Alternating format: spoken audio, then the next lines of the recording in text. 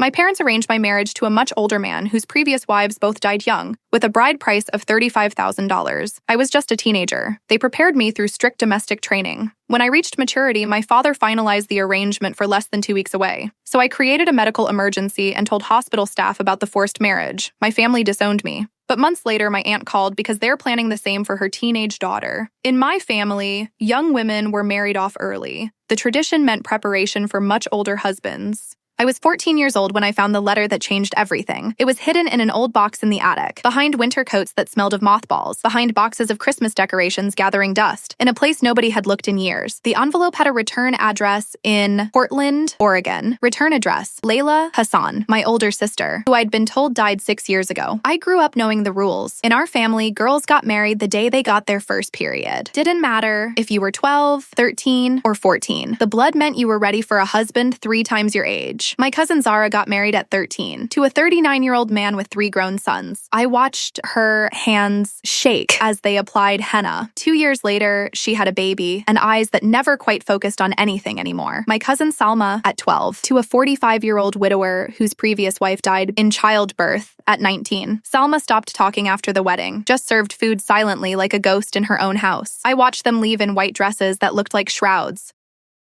until it looked eaten. My mother praised my modesty, my delicate appetite. My aunts called me a fragile flower. I was just trying to buy time, but even starving, I was trained to be a wife. Every Friday from 2 a.m. to 11 a.m., I served meals to the men in our family, uncles, cousins, my father's friends, men who ate with their hands, talking loudly while I moved silently between them like furniture. I learned not to cry. Tears only led to more training. I was the perfect daughter. Never complained, never questioned, told everyone how excited I was to get married. Covenant House Youth Shelter, Portland, Oregon. Legal aid for minors, 503-555-0147. Teachers are required by law to report forced mama for charges. Doctors are required to report April 4th, Friday, 2:30 p.m. Mercy Hospital Emergency Department in Detroit. The building smelled like antiseptic and floor cleaner. My mother came with me, my uncle Ibrahim too, to watch me. At the registration desk, a nurse asked my symptoms. Severe stomach pain, 4 days, getting worse. They took me to a triage room. Pale green walls, fluorescent lights humming. A nurse took vitals, wrote numbers on a chart. Everything looks normal, she said, but the doctor will examine you. My mother stood in the corner with her arms crossed. I waited, planning what to say. The nurse finished typing into the computer. Dr. Patel will be in soon. She turned to leave. Now or never. I'm pregnant, I blurted out. Everyone froze. My mother jumped up. I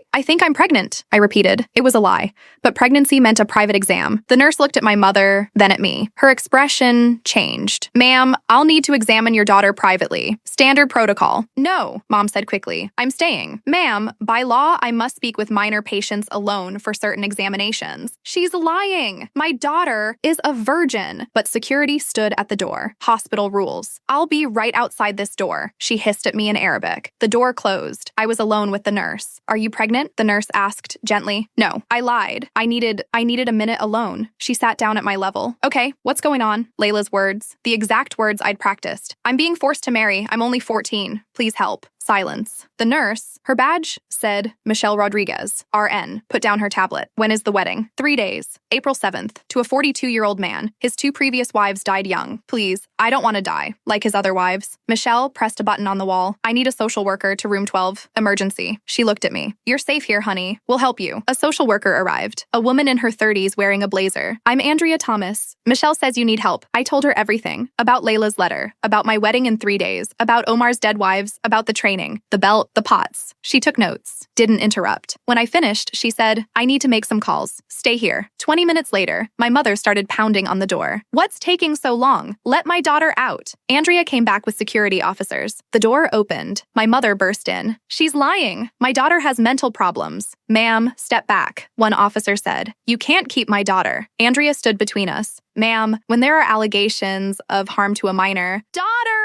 Ma'am, I can and I am. There's credible evidence of abuse and planned forced marriage. This is our culture. Our religion. Religious freedom doesn't extend to violating child protection laws. Your daughter will remain in state custody. My father's voice, cold, controlled. Then we have no daughter. She is dead to us. They took me out the hospital's back entrance. Teresa and a security officer escorted me to an unmarked sedan. As we left, I caught a glimpse of my family through a window. My mother sobbing. My father on the phone, gesturing furiously. Uncle Ibrahim caught my gaze. That night, I barely slept. Every sound made me jump. Every car passing could be my father. Margaret found me sitting by the window at 3 a.m. She didn't say anything at first, just wrapped a blanket around my shoulders. I heard later she died in childbirth at 16. That's when I decided, never again. You're number 17. I stared at her. 17 girls in 40 years. Not nearly enough. Somewhere out there, hundreds more are still trapped. She squeezed my hand. But 17 girls are alive and free. That matters. Saturday afternoon, Teresa came back with a lawyer from Legal Aid, Christina Park, 33 years old. Sharp eyes, tailored suit. Your family hired David Bergman, she said. He specializes in religious rights cases. She looked up at me. But we're better. She spread documents across the kitchen table. They'll argue this is a religious ceremony, not a legal marriage. But we have text messages between your father and Omar discussing the wedding night, where you'd live, how soon they expected you to be pregnant. She showed me the printouts. They'll say the injuries are self-inflicted, but we have a pediatric specialist's report. These scars are consistent with forced contact over years, not accidents. They'll say you're mentally unstable. That's where your sister comes in. We practiced for 3 hours. How to answer questions, how to stay calm, how to look the judge in the eye and tell the truth. Your mother will cry. Your father will call you a liar. You need to be ready. I'm ready, but I wasn't. Not really. How do you prepare to be disowned by everyone you've ever known? Part of me, a small, traitorous part, still wanted them to love me. Still wanted my mother to choose me over tradition. Still hoped my father would realize he was selling his daughter. But I knew better. I'd seen Zara's empty eyes, Salma's silence. I wasn't going to be next. Sunday brought the first escalation. Doorbell at 7 a.m. On the security monitor, Aunt Fatima held stacks of food containers. We just want her to know we love her, she said into the intercom. Please. Margaret called the police. Aunt Fatima left before they arrived, but she left a note with the food. You broke your grandmother's heart. She's in the hospital because of you. She's dying. Come home before it's too late. Margaret photographed it for the case file. Classic manipulation. They'll try everything. Monday, April 7th, 2025, 9:30 a.m., Wayne County District Court, the day that was supposed to be my wedding. The courtroom smelled like old wood and floor polish. My family filled one side, 20-plus people in their best clothes. My mother wore black. Maybe for her, it was a funeral. Judge Diana Morano entered, stern face but fair eyes.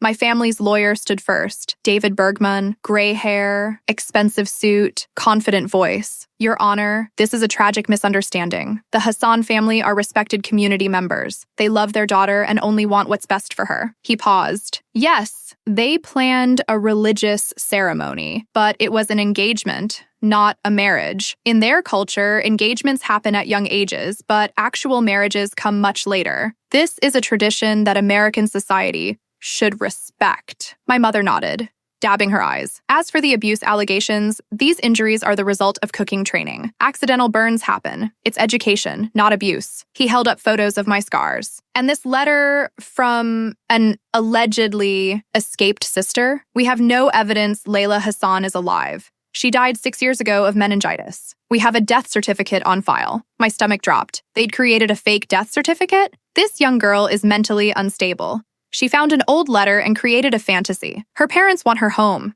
They want to get her the psychiatric treatment she needs. The judge looked at Christina. Respondent. Christina stood, calm, deadly. Your Honor, let's be very clear. A 14-year-old girl, engaged to a 42-year-old man. A ceremony scheduled for today. She walked to the evidence table. These are text messages between Yasmin's father and Omar al-Rashid. Let me read relevant excerpts. She read clearly. The wedding night will be at my house. I have prepared the master bedroom. She is young and fertile. We should see a pregnancy within the first year. I will teach her to be obedient. My previous wives learned quickly. My father's voice burst out. That's private correspondence, which we obtained legally through an emergency search warrant, Christina said calmly. The judge was reading the messages, her face grim. Christina continued. We have expert medical testimony. These scars are consistent with intentional training over years, not accidents. She pulled out the medical report. And as for the dead sister, Teresa stood. Your Honor, Child Protective Services contacted Portland police. Layla Hassan is alive. She has an Oregon driver's license,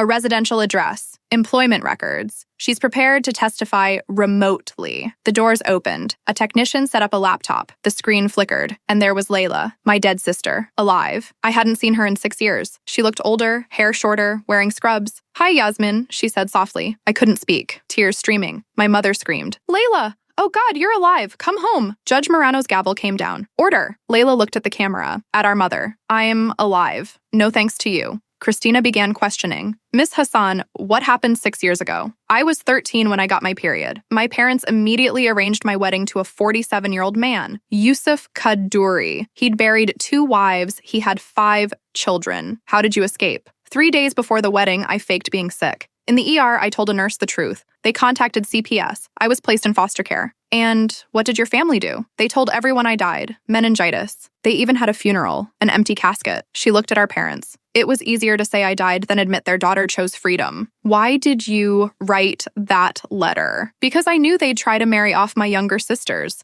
I left it hidden, hoping someone would find it." "Layla," Christina said gently, "what do you think would have happened to Yasmin?" Layla's eyes filled with tears. "Omar's 2 previous wives died young, liver failure at 21, complications from childbirth at 23. They say it was natural causes." She paused. "But I've been a nurse for 3 years. I know what repeated pregnancies too close together do to a young body. Those women didn't die of bad luck. They died of being treated like breeding stock." My father stood, his voice cold. "You are dead to us. You were always dead." Layla looked at him, steady. "I know, but Yasmin doesn't have to be dead to be free." Judge Morano turned off the video, looked at Bergman. "Counsel, do you have anything to add?" Bergman looked shaken. "Your Honor, we would request a recess. Request denied." "I've heard enough." The judge looked at my family. "This is not cultural tradition. This is a violation of Michigan state law. The pattern of abuse is clear and documented." She raised her gavel. "Yasmin Hassan will remain in state custody. Parents will have no custody rights and no contact. Full protective order remains in effect. Permanent placement hearing scheduled for April 21st. The gavel fell. My family exploded.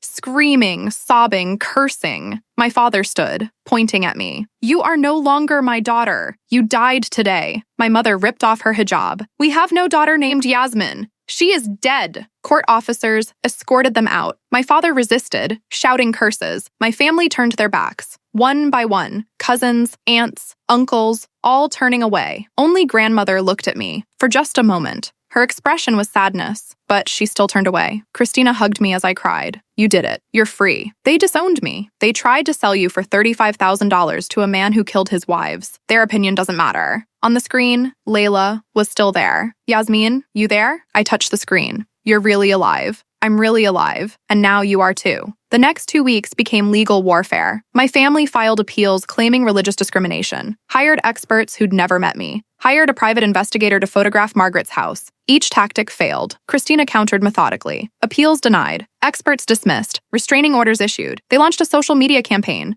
Posts about their daughter being kidnapped by the state. But quietly, I started getting messages from women who'd escaped, from girls planning to escape, from mothers who didn't want this for their daughters. The cracks were spreading. April 21st, Monday. Final hearing for permanent placement. Judge Morano reviewed everything. Yasmin Hassan will remain in state custody until age 18. Parents will have no custody or contact rights. She will remain with Margaret Whitfield unless she requests a change. Gavel fell. I was legally free, but freedom came with a price. 2 days later, my family published an announcement in the community newspaper. The Hassan family announces that Yasmin Hassan is no longer a member of this family. She has died to us. Anyone who maintains contact with her will be cut off. Formal disownment. But when I read it, I felt relief. They'd played their last card, and I was still standing. The weeks that followed were strange, learning to live without fear, without constant surveillance, without rules about which hand to use or where to look. Margaret taught me to cook without burning myself, to hold pots with mitts, to make mistakes without punishment, small freedoms that felt enormous. But late at night, I still wondered, was I wrong? Had I destroyed my family for nothing? What if I just married Omar and made it work somehow? Then I'd think of Zara's empty eyes, Salma's silence, Omar's dead wives. No, I'd made the right choice, even if it meant being alone.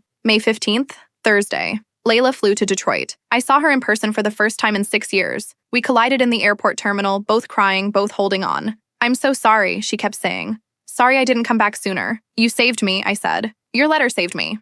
We spent a week together, talking, crying, laughing sometimes. She told me about Portland, about nursing school, about her boyfriend Marcus, who was patient and kind. "You'll have this too," she promised. "Education, career, Love that doesn't hurt.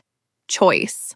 But the biggest surprise came from inside the family. November 1st, Sunday, my phone rang. Unknown number. Yasmin, it's Aunt Samira, my mother's younger sister. Why are you calling? Silence. Then, tears. I want to apologize for not protecting you. I knew it was wrong, but I was scared. Her voice broke. My daughter Noor got her period last week. She's 13. My husband already started making calls. I can't let him do to Noor what they did to you, but I don't know how to stop him. I closed my eyes. Are you asking for help? Yes. We arranged a meeting. Aunt Samira, Noor, Teresa, Christina, and Margaret. They came with one bag each. We're not going back, Samira said. By the end, Samira filed for divorce and emergency custody. Noor was enrolled in a new school under protective order. Another two freed. And slowly, a third crack appeared. My youngest sister Amira, still only 11. She found a way to send me letters through her friend. I saw you on TV. You were brave. I want to be brave like you. I wrote back carefully. You are brave. When the time comes, you'll know what to do. Teresa opened a preventative file, ready to move fast if needed. We were building something. Slowly, carefully, one girl at a time. In June, State Senator Lisa Collins invited me to testify on a bill to strengthen forced marriage laws. I sat at the witness table in the state capitol. Cameras recording. I was 14 when my family arranged my wedding to a 42-year-old man whose previous wives died young. I escaped by lying to get to a hospital. A nurse saved my life by believing me. I looked at the legislators. Not every girl makes it to a hospital. This law would require training for teachers and doctors, would create hotlines, would make it harder for families to hide these arrangements. One senator asked, "Where do we draw the line between cultural practices and government interference?" "You draw it at child safety," I said. My religion doesn't require selling children. The law should protect children over cultural preference. The bill passed. In October, Governor Grant signed it into law. I stood behind her with Layla as she signed. She handed me the pen. For having the courage to speak today. November 18th, 2025. 7 months since I ran. I live with Margaret. Go to school. Have friends. Layla visits every month. Aunt Samira and Noor are building new lives. Amira, I worry about her every day. But Teresa promises they'll move fast if anything happens. The law takes effect January 1st, 2026. It won't stop everything, but it will save some. Last week, I got a letter from a girl in Grand Rapids. I got my period last week. My parents are planning a wedding, but I'm talking to the school counselor tomorrow. Thank you for being brave first. I'm not the first girl to escape, but maybe telling my story publicly made it easier for the next one. My family wanted me erased. Instead, my name is in the law. They tried to make me disappear. I became impossible to ignore. This isn't about revenge. It's about choice. About knowing, your body, your life, your future belongs to you. Not to parents, not to culture, not to tradition, to you. I don't know what the future holds. Maybe I'll become a social worker, maybe a lawyer. Maybe I'll just live quietly, freely, happily. All those options are mine to choose. And that's the only victory that matters.